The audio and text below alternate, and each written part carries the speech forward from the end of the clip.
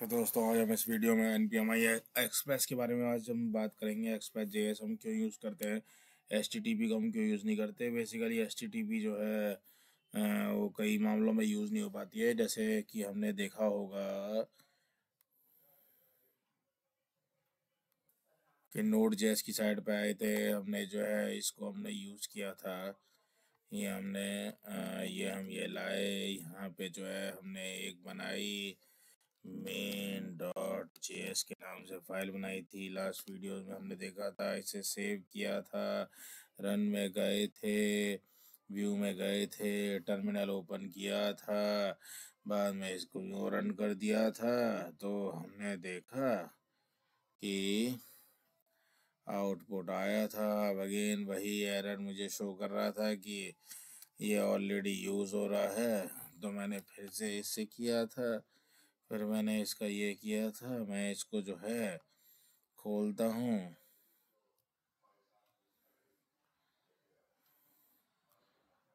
ये अगर मैं खोलता हूँ तो देखिए ये मुझे हेलो वर्ल्ड दिखा रहा है, हेलो वर्ल्ड दिखाता है। मैं इसमें फिर से अगर कुछ चेंज करूँ तो फिर मैं जो है ऐसे करूँ तो क्या ये मुझे दोबारा चेंज दिखाएगा? अरे भाई नहीं दिखाएगा। इसके लिए हमें क्या करना पड़ रहा था, इसको जो है सर्वर को हमें फिर से चलाना पड़ रहा था। हमने सर्वर को फिर से चलाया, फिर हमने करा। फिर करने के बाद जो है फिर से इसे रीस्टार्ट करो। रीस्टार्ट करते हैं तब जाके, अरे चेंज तो ये अभी भी नहीं दिखा रहा। तो चेंज नहीं दिखा रहा तो इसके लिए क्या किया था हमने, ये मैं बार बार जो है एक ही टाइप के चेंज दिखाता था कि इसको जो है बंद कर दो भाई, इसको बंद कर दो। और यहाँ पे फिर से कोड इज रनिंग करो, कोड इज रनिंग करो। तो मतलब अगेन रीस्टार्ट करना है इसे, रीस्टार्ट करो। ओके ओके, मुझे फिर से इसका जो है चेंज करना पड़ेगा ये ऑलरेडी टर्मिनल। मैं फिर से इसे चेंज करता हूँ और चेंज करने के बाद मैं इसे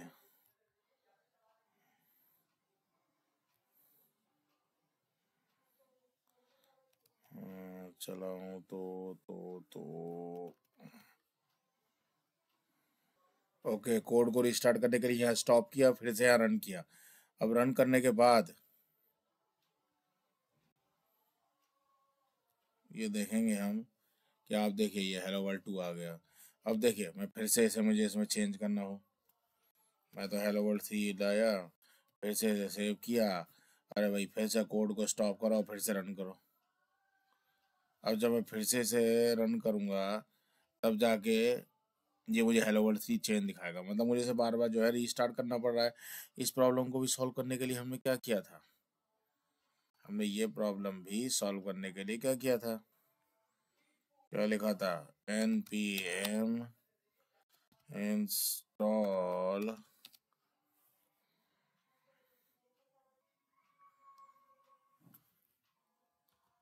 माइनस ग्लोबल ग्लोबल, और साथ में हमने लिया था नोडमॉन, ताकि चीज को जो है हमें बार बार जो है इंस्टॉल ना करना पड़े, बार बार क्या ना करना पड़े, इंस्टॉल ना करना पड़े। अब ये देखो मैं इसे करता हूँ, इसे स्टॉप करता हूँ, इसे फिर से मैं रन करता हूँ। और अब देखेंगे यहाँ पे मैं इसे सेट करता हूँ तो इसमें मुझे चेंज दिखेगा। लो भाई मैं इसे 3-1 कर देता हूँ, की गलत कर दी। अब ये देखो फिर मैं इसे करता हूँ, यहाँ हम देखेंगे मैं इसको खोलता हूँ,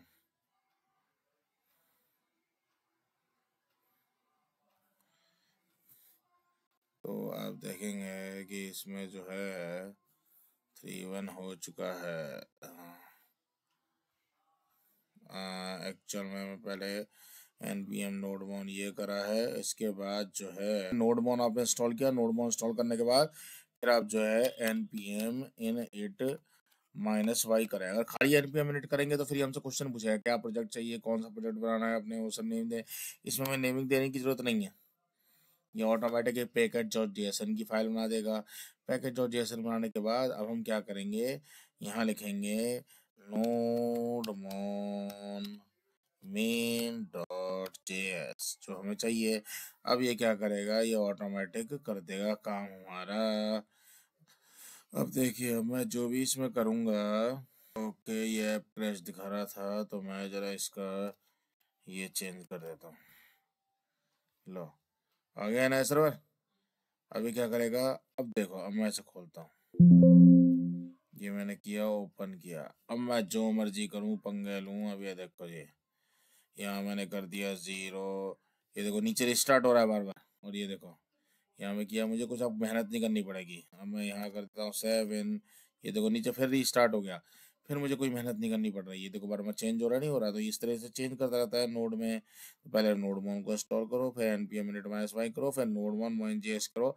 और नेटवर्क देख लेना ऑलरेडी यूज हो रहा हो तो उसे चेंज कर लें।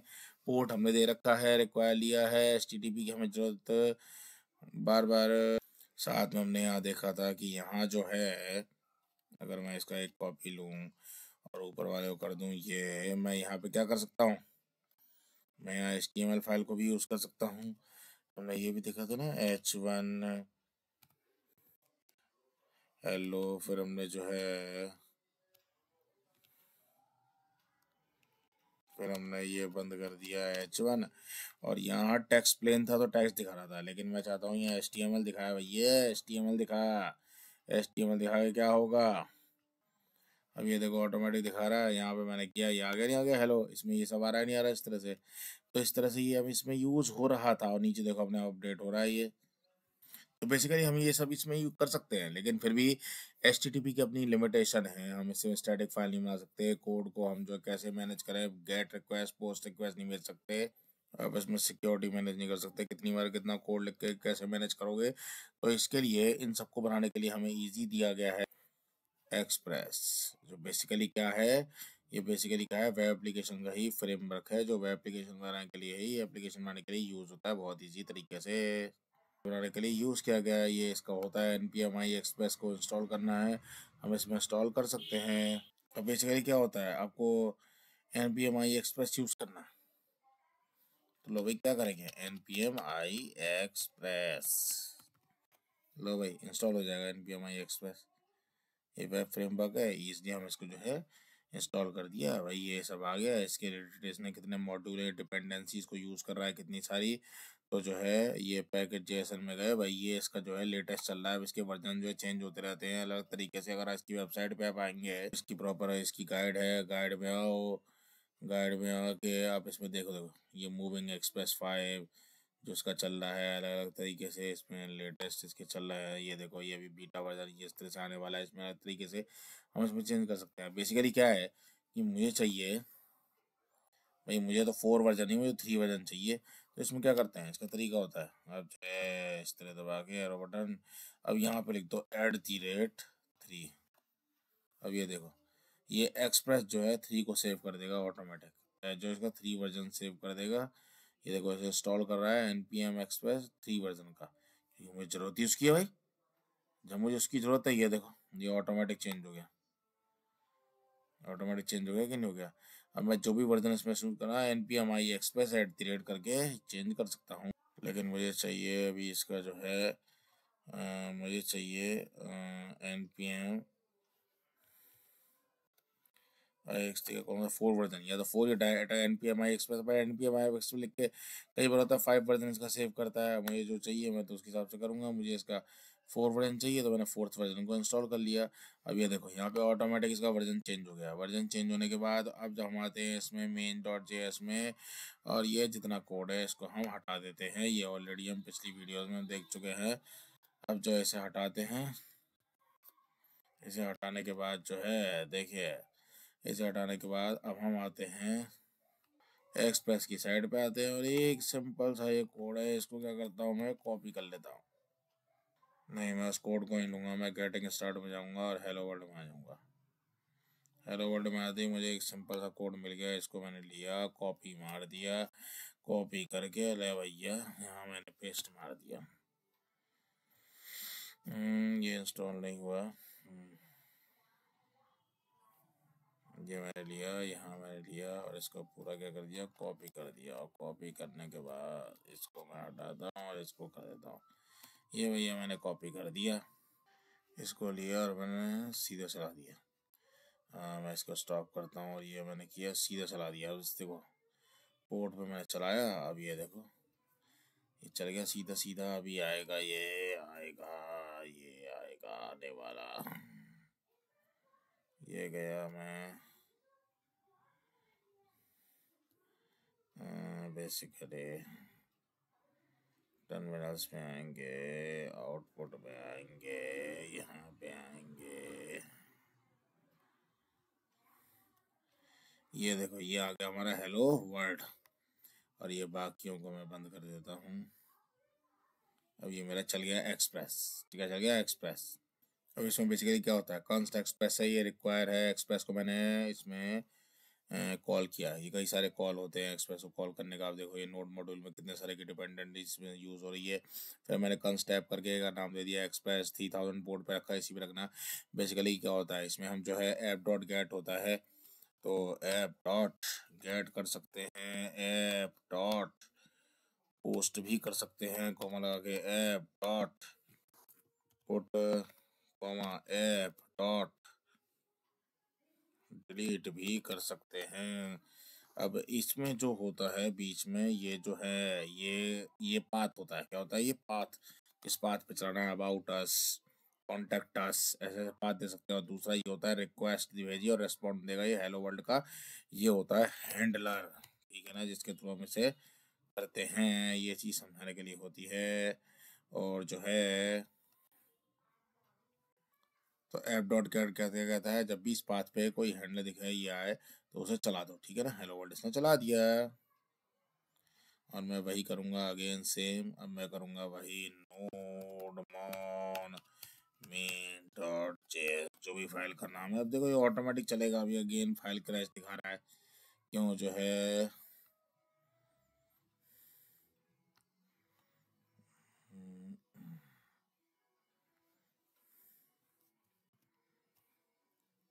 ये देखो अब इसने सही कर दिया। अब मैं अगर इसमें हेलो वर्ल्ड 2 कर दूंगा तो ये देखो ये अपने आप ऑटोमेटिक रीस्टार्ट हो रहा है। ये हो गया हेलो वर्ल्ड 2। ये जो ऐप क्रैश दिखा रहा था कि मैंने यहाँ से कोड को स्टॉप किया था यहाँ पे, ओके ना। ये हेलो वर्ल्ड 2 स्टार्ट हो गया। लो भैया 3 कर देता हूँ, लो भाई नीचे से फिर चेंज हो रहा है। और ये देखो ये फिर 2 3 हो जाएगा। मतलब इस तरह से हम कर सकते हैं, आगे बढ़ते हैं। इसमें हम HTML की भी पोस्ट रिक्वेस्ट मार सकते हैं, अगर मारना चाहें तो वो हम अलग तरीके से कर सकते हैं, वो भी हम देखेंगे। इसमें क्या करेंगे कि इसमें यूज़ करेंगे क्वेरी और पैरामीटर। अब बेसिकली क्या होता है पैरामीटर क्वेरी। अब क्या होता है पैरामीटर में, देखिए मैं जैसे करता हूँ, ये मैंने कॉपी किया इतना। अब कॉपी करने के बाद क्या करता हूँ, 2 3 4, ठीक है। क्या किया मैंने, पहले को मैं कर देता हूँ अबाउट, और यहाँ मैं लिख देता हूँ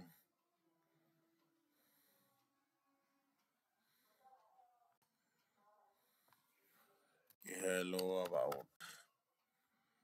फिर यहाँ पे मैं दे देता हूँ कॉन्टैक्ट, ये मैं दे रहा हूँ पाथ, ये पाथ दे रहा हूँ। अब देखो ये क्या करेगा, हेलो कॉन्टैक्ट। फिर मैं इसमें दे देता हूँ blog, hello blog, hello blog. अब ये दे दिया, ये देखो नीचे ऑटोमेटिक स्टार्ट हो रहा है। ये सब चीज़ें इसलिए तो की हैं इसमें हमने। अब इसमें देखो ये ठीक है, यहाँ मैं लिखता हूँ और यहाँ मैं लिख देता हूँ अबाउट। अब ये देखो जैसे मैं अबाउट लिखूँगा, हेलो अबाउट आ गया। यहाँ मैं क्या लिखूँ, कॉन्टैक्ट, देखो कॉन्टैक्ट आ गया। यहाँ मैं लिख देता हूँ ब्लॉग, ब्लॉग आ गया।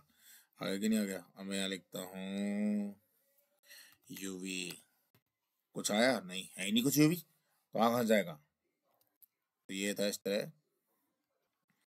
अब आप एक चीज़ और कह सकते हो, अरे भैया जी हम तो ब्लॉक के अंदर भी और कुछ लिखेंगे, ब्लॉक के अंदर भी तो लिखेंगे। अरे एक मिनट रुको रुको रुको, हम क्या करते हैं, इसको कॉपी मारते हैं। खाली ब्लॉक थोड़ी है, ब्लॉक के अंदर भी तो कुछ लिखेंगे कि मेरा एक ब्लॉक तो ये रहा, intro-js, ठीक है। और यहाँ पे देता हूँ हाय ब्लॉक इट इज JS, ठीक है। फिर मैं एक और देता हूँ, फिर मैं देता हूँ इंट्रो डैश पाइथन या HTML देता हूँ, intro dash HTML hi blog it is HTML, ठीक है, इट इज HTML। बट क्या मुझे एक चीज़ है, ऐसे तो मैं कई सारी फाइलें बनेंगी, ब्लॉग इंट्रो डैश JS अंदर मैं बनाते रहूँगा, इतना सारा सर्वर हैंडल करना चाहिए क्या? 2000 फाइलें हो सकती है तो बनाना चाहिए नहीं। तो ये एक्सप्रेस ही आपको सबसे बढ़िया तरीका देता है ताकि आप इस चीज़ को हैंडल कर सको, इस चीज़ से बचने के लिए। देखो मैं नॉर्मल अगर आऊँ यहाँ पे, क्योंकि यहाँ पे क्या हो रहा है, डाटा फैच हो रहा है। अब जो है मैं चाहता हूँ कि भैया ये इतना जो है डाटा मेरा फैच हो रहा है, लेकिन उससे पहले मैं एक चीज़ पता चला था कि यहाँ पे अगर मैं चलाऊँगा, जैसे मैंने यहाँ पे चलाया ब्लॉग, और ब्लॉग लिख के मैं क्या कर रहा हूँ, ब्लॉग लिख के इंट्रो JS, तो क्या मेरा ये चलेगा नहीं? अरे श्योर चलेगा, इंट्रो JS देखो आ गया नहीं आ गया। अगर मैं यहाँ पे करूँ HTML, ये देखो चल रहा नहीं चल रहा मेरा, ये चलेगा, लेकिन ये बार बार मैं चेंज करूँ इस तरह क्यों करूँ? तो इसी चीज़ को फैसिलिटी को दूर करने के लिए, डाटा में फैच कर सकूँ, इसके लिए ये हमें इजी फैसिलिटी देता है। मैं इसको क्या कर देता हूँ, कमेंट आउट। और कमेंट आउट करने के बाद सबसे आसान तरीका आपको दिखाते हैं। यहाँ पर यहाँ हमने क्या किया, यहाँ हम दे देंगे एक वेरिएबल। क्या देंगे हम यहाँ पे, एक वेरिएबल दे देंगे, ताकि एक ऐसा वेरिएबल देते हैं कुछ भी उसमें फैच करो ये हो जाएगा। ये देखो ये होता है, स्लैशर नाम दे दिया। अब क्या होगा, ये क्या करेगा, ये आपका बेसिकली आपके डाटा को क्या करेगा, अब ये इसमें एक वेरिएबल बन गया। यहाँ पे हम करेंगे, यहाँ पे आएंगे, यहाँ पे लिख देंगे भैया जी रिक्वेस्ट डॉट, यहाँ करेंगे बैक टैग लगाएंगे, सॉरी ये हम बेसिक ट्रिक हम कर चुके हैं इसमें यूज, हेलो, फिर हम लिखेंगे एट दी रे, ये बनाएंगे, ये बनाएंगे। देखो ये ऑटोमेटिक मुझे दे देता है ये file, request dot forms dot slash, करते नहीं करते। अब ये देखो ये क्या नीचे ऑटोमेटिक हो रहा है, नीचे भैया ये ऑटोमेटिक कर रहा है ऐसे। अब देखो जी, अब मैं इसमें कुछ भी लिखूँ, अब देखो तुम जरा, अब मैं इसमें कुछ भी लिख दूँ, इंट्रो पाइथन लिख दिया, ये देखो इंट्रो पाइथन, इंट्रो CSS, ये लो इंट्रो CSS, इंट्रो US, ये लो इंट्रो US। लेकिन इसमें भी बहुत कुछ है भैया, ये लो मैं खाली HTML भी लिख दूँ, ये लो खाली HTML, मैंने एक वेरिएबल दे दिया। आप जितने मर्जी ब्लॉक चेंज करो भाई, मैंने जितने मर्जी एक फेरी ब्लॉक बना रखा है, हेलो फेरी आ गया, अब जितने मर्जी चेंज कर लो उसमें, ये इसका तरीका है। तो ये कहानी खाली यहीं शुरू नहीं होती, मैं इसमें और भी दे सकता हूँ, ये बनाया, ये बनाया, और क्या लिखेंगे, सेकंड, एक और बना दिया मैंने। अब देखो मतलब ये कितने भी इससे ले सकता है। ये क्या करेगा, ब्लॉग में लिया मैंने फेरी, और फेरी के अंदर मैंने ले लिया परी, ये ला, ये उसे कर देगा। पहले तो ये इसे करेगा, ये देखो ये क्या करेगा, अच्छा हाँ वो पहले पास करना पड़ेगा हमें, तो हमें जो है यहाँ पे इसे पास भी तो करना पड़ेगा भाई। फर्स्ट भी लिख सकते हो, जो मर्जी लिखो भाई, यहाँ फर्स्ट भी लिख सकते हो, पर मैं तो सेकंड ही लिखूंगा, मेरा तो सेकंड था चाचे। और फिर उसके बाद जो है ये हो गया, ऑटोमेटिक सेव हो ही गया। ये लो अब आओ, ये तो फिर ही, अब देखो ये बना HTML, ये अभी भी नहीं बनना है, क्या गड़बड़ हो गई। ओके मैं अब दूँ अगर ये लेके ये मारो ब्लॉग फेरी, और फेरी में दे दिया मैंने राम। ये देखो, हेलो फेरी, हेलो राम। क्या आ गया कि नहीं आ गया? वो सही था उसमें। यहाँ मैं कर दूँ कान्हा, ये लो हेलो फेरी हेरे कान्हा। मतलब इसमें जो है मैं ब्लॉग ब्लॉग जितने मर्जी दे सकता हूँ। मतलब इसे मैं जितने मर्जी जितने चाहूँ इसमें दे सकता हूँ। और इससे जो है मैं इसे जितने मर्जी बना सकता हूँ। इसमें मैं आगे भी ऐसे ही ऐड कर सकता हूँ, स्लैश लगा के, डबल डॉट लगा के, third fourth fifth six seventh eighth ninth tenth 11 12 जितने मर्जी मैं इसमें ऐड कर सकता हूँ। पर खैर अभी मैं यहाँ पे इसे रोकता हूँ और मैं यहाँ पे इसे भी मैं हटा देता हूँ। फिलहाल मैं इसे ये छोड़ता हूँ। और ये क्या चीज़ हो गई? ओके, ये यहाँ पे हो गया। यही तो चीज़ आपको पकड़नी होती है, गलतियाँ हो रही होती हैं तो साथ में जो है टिक कट गया। ये देखो, ये सही हो गया कि नहीं हो गया? अब यहाँ पे अगर मैं लिखूँ कंसोल डॉट लॉग, और लॉग में लिख दूंगा रिक्वेस्ट, मतलब रिक्वेस्ट जो करेगा। अब यहाँ देखो, अब जैसी मैं करूँगा देखो आउटपुट में,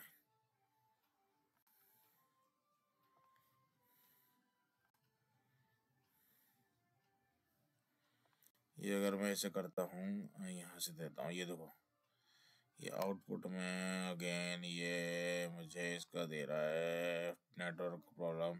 ठीक है, ज़्यादा नीचे जाने की जरूरत नहीं थी। ये ऑटोमेटिक इसमें वो सेव था, ये चल ही रहा था ऊपर। लेकिन ये ऊपर देखिए कंसोल रिक्वेस्ट मैंने जैसे किया, ये देखो कितना सारा इसने खोल दिया मसाला। और ये मसाला खोलने के बाद अगर मैं यहाँ पे सर्च करूँ परमा, और ये देखो मेरा इसमें क्या आता है, स्लग फेरी था, मैंने इसमें अलग चेंज कर दिया। अब ये नीचे आता है क्वेरी। हमने पैरामीटर और क्वेरी की बात की थी ना, अब ये नीचे चीज आती है क्वेरी। अभी क्वेरी क्या चीज है भाई? ये क्वेरी को समझना होगा कि क्वेरी में क्या हो रहा है। यहाँ पे जैसे आते हैं हम, कहाँ पे हमने जो है कंसोल डॉट रिक्वेस्ट, ये देखिए दे रखा था, दे रखा था। अब जो है यहाँ पे हमें जो है क्वेरी वगैरह को भी जरा देखना पड़ेगा। तो है जैसे अगर मैं गूगल पे लिखूँ, केवल लिख दूँ हाय, हाय लिख दिया। अब ध्यान से देखना, यहाँ होगा, यहाँ सर्च आएगा ऑप्शन, यहाँ क्यू आ रहा है, देखो आ रहा नहीं आ रहा? ये देखो ये आ रहा है, क्वेश्चन मार्क लिखा आ रहा है, क्वेश्चन मार्क के बाद क्यू लिखा आ रहा है, क्यू के बाद जो है यहाँ पे आगे सोर्स कोड ये सारा लिखा हुआ आ रहा नहीं आ रहा? और अगर मैं इसमें आगे चलता जाऊँ तो ये सब क्या है, ये हमें एक पैरामीटर उसके बाद देता है, उसके बाद क्वेरी के बाद। अब जैसे देखो मैं जैसे यहाँ आया, ये मैंने फेरी लिखा हुआ है, यहाँ मैं थोड़ा सा चेंज करता हूँ। फेरी से पहले मैं कर देता हूँ राम कर देता हूँ, ठीक है। और राम के बाद जो है जैसे मैं आता हूँ, यहाँ राम लिखा, और राम लिखने के बाद मैं यहाँ लगा देता हूँ क्वेश्चन मार्क, लगा दिया। क्वेश्चन मार्क लिखने के बाद मैं लिखता हूँ my is equal to dark, my is equal to dark है, ये इज इक्वल टू नहीं हुआ, इज इक्वल टू लगाया। और फिर मैं लगाऊंगा एंड, एंड और एंड में लिख दूंगा reason equal to out, reason reason equal to. जैसे ही मैं आउट करूंगा ये देखो हो गया। अब देखो मैंने जैसे ही इसको चीज टिक किया, टिक करने के बाद ये देखो जैसे ही मैंने डॉट किया, अब ये देखो क्वेरी में आ गया my is equal to dark और reason is equal to out. ये इस तरह से क्वेरी ऐड हो गई। तो इस तरह से ये इसमें क्या होता है, ये क्वेरी इसमें ऐड हो जाती है, क्वेरी इसमें ऐड ये इस तरीके से हो जाती है। और इसमें आगे देखते हैं, तो इसमें बेसिकली जो ये पास कर रहा है, ये क्या पास कर रहा है, यहाँ पे मैं लिखा रिक्वेस्ट डॉट परम्स, और एक होता है रिक्वेस्ट डॉट क्वेरी। तो एक क्वेरी है, उसने वो क्वेरी दिखाई थी और उसने जो है उसमें उसे वो दिखाया था, क्वेरी दिखाई थी, और ये बेसिकली परम्स दिखाया था। और ये बेसिकली किसको हिट कर रहे थे, ये हिट कर रहे थे आपके यूआरएल को। किसको हिट कर रहे थे, ये बेसिकली परम और क्वेरी यूआरएल को हिट कर रहे थे। कौन से यूआरएल को, ये रहा यूआरएल पूरा, इसको हिट कर रहे थे। कौन सा यूआरएल है, ये वाला यूआरएल। तो इसके लिए हम कर रहे हैं इसमें, ठीक है ना, यूआरएल इस यूआरएल पे हिट कर रहा है, ये इस यूआरएल पे हिट कर रहा है। ओके, तो ये रिक्वेस्ट डॉट परम इसके लिए होता है। ओके, तो यहाँ जो है कंट्रोल F करके परम अगर करके सर्च करते हैं तो फिर ठीक है, ये इस तरह वहाँ दिखाएगा और इस तरह यहाँ दिखाएगा, ये जो भी दिखाना होगा इसे। ठीक है। तो ये इस तरह से इसमें आ जाएगा। ये टिक करना पड़ेगा उसमें, जैसे गूगल पे उस पर जाके, मतलब साइट पे जाकर जो है उस पर क्लिक करके एंटर प्रेस करके तब जाके ये इसे शो करेगा। तो बेसिकली ये कौन सा स्लज है, ये परम होता है स्लैश के लिए। इसके लिए होता है स्लैश के बाद जो हम लिख रहे हैं ब्लॉग जैसे लिखा हुआ है, और उसके बाद क्वेश्चन मार्क लगा के जो हम लिखेंगे कि my is equal to dark origin is equal to out, इस तरह वो होती है हमारी क्वेरी। क्या होती है? क्वेरी। हर वेबसाइट में मिलती है, यूट्यूब पे भी मिलती है हमें अलग तरीके से। अब हम जानेंगे जरा स्टैटिक फाइल के बारे में। स्टैटिक फाइल्स इसके अंदर होती हैं, ये रही। हम स्टैटिक फाइल पे क्लिक करेंगे और यहाँ पे हम जो है कोई भी स्टैटिक फाइल, ये बेसिकली मैंने उठा के रखा, ये रखा और यहाँ पे जो है मैं आ गया, यहाँ पे आ गया। यहाँ फिलहाल मैं जो है टर्मिनल को छोटा कर देता हूँ। अब बेसिकली होता क्या है, ये स्टैटिक फाइल होती क्या है? स्टैटिक फाइल में क्या करते हैं, मैं जैसे यहाँ पे आया, यहाँ पे आया, यहाँ पे लिख दिया। अब ये जो पब्लिक है, पब्लिक बेसिकली एक फोल्डर होता है स्टैटिक फाइल में अपना, जैसे जिसमें हम जो फाइल जो होगी वो हम बैकएंड का कोड उसे दिखा देंगे, बैकएंड का कोड दिखा देगी। पर बैकएंड का कोड हम दिखाना चाहते हैं, नहीं दिखाना चाहते, इसलिए तो हम HTTP का यूज़ नहीं करते, इसलिए तो हमें एक्सप्रेस सबसे बेस्ट है। इसमें जैसे मैं बनाता हूँ uv.txt और इसमें लिख देता हूँ this is uv public file किया, यहाँ किया, सेव किया। अरे भाई सेव कर दिया। अब जरा यहाँ आ जाओ। यहाँ मैं यहाँ आता हूँ और यहाँ पे ये मैंने किया किया किया, यहाँ पे किया, यहाँ पे किया। यहाँ मैं लिखता हूँ uv.txt। दिखाएगा? नहीं दिखाएगा, नहीं दिखाएगा। अब मैं चाहता हूँ इसको पब्लिक करना, तो देखो इसमें क्या होगा। एक जो है हम यहाँ पे छोड़ते हैं, यहाँ पे हम करते हैं पब्लिक नाम से फोल्डर बनाते हैं। देखिए जिस नाम से हम फोल्डर बनाएंगे उस फोल्डर का नाम हम यहाँ पे दे देंगे, यहाँ पे दे देंगे को। वैसे जो फोल्डर का नाम हम यहाँ पे दिया है पब्लिक है, और ये पब्लिक फोल्डर फिर यहीं पे लिखते हैं। मतलब बेसिकली ये जनरल नेम हम यही यूज़ करते हैं, आप कोई भी नेम यूज़ कर सकते हैं, पर उसमें होगा। और फिर इसके बाद इस फाइल को जो है हम इस फोल्डर के अंदर क्या करते थे, मूव कर देते हैं। अब मूव करने के बाद चमत्कार देखिए, मूव कर दिया। अब देखो, अब मैं ऐसे करूँगा, क्या दिखाएगा? यस 100% दिखाएगा। पर क्या यहाँ मैं, क्योंकि अब ये उसके अंदर जा चुकी है पब्लिक के अंदर, पर मैं क्या यहाँ लिख दूँ पैकेज डॉट जेसन, ये दिखाएगा? अरे नहीं दिखाएगा भाई, बिल्कुल नहीं दिखाएगा, क्योंकि ये फाइल इस पैकेज डॉट जेसन पब्लिक के अंदर नहीं है। अगर पब्लिक फोल्डर में होगी तो उसको भी दिखा देगा, लेकिन इस तो बैकएंड कोड दिखाएगा, मुझे बैकएंड का कोड थोड़ा दिखाना है। तो जो फाइल मैं दिखाना चाहता हूँ वही दिखाऊंगा, अदरवाइज उसमें नहीं दिखाऊंगा। और इसी तरीके से आप जो है इसमें और भी तरीके इसमें देख सकते हैं कि जैसे पब्लिक टू पब्लिक है, मुझे फोल्डर में फोल्डर दिखाने हैं, फाइल है या फाइल में भी कोई फाइल है तो वो भी दिखानी है, तो उसके लिए हम ये यूज़ कर सकते हैं। इसमें अलग तरीके होते हैं, ठीक है। ये चीज़ें हम आगे देखेंगे। कोड मैं दिखाना चाहता हूँ, केवल वही कोड मुझे दिखाई इसमें देगा, और कोड इसमें मुझे दिखाई नहीं देगा।